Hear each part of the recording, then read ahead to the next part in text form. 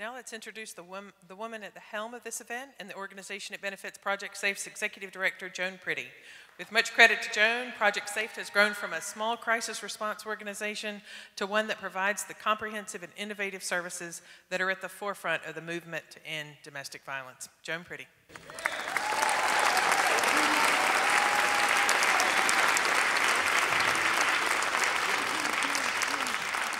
Good evening. I have the standings.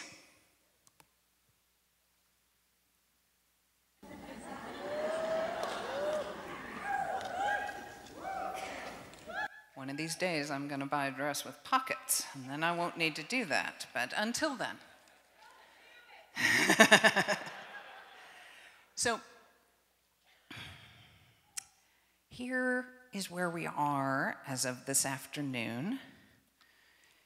In our youth division, those with teams with someone 18 and under, in third place, team number 1, Lukaya and Chris. In second place, team number 5, Maya and Delaney. And in first place, team number 8, Mary Frances and Una. And in our adult division, second and third place have been swapping places for much of the spring and actually much of the day. But at last count, third place in adult was team 3, Alonso and Joanne.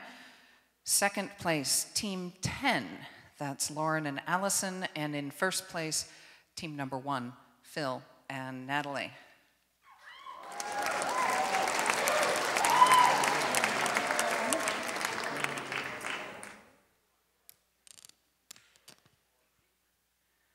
So we're about to take our first of 2 voting intermissions, and you all will have an opportunity to cast votes and help to ensure that your favorite team takes home one of these sets of trophies tonight. But those of you who have been here before know that it's about a whole lot more than that.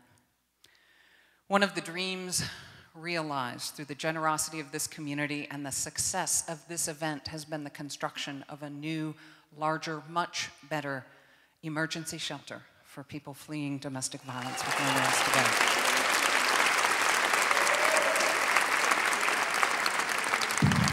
Now, like a lot of contracting projects, construction projects, it's taken a little longer than we had thought. And so it was only just recently that I was moving my office from its spot in the old part of the building that's being refurbished into our new wing. And if any of you out there have ever moved your office or your home, you know what I'm talking about.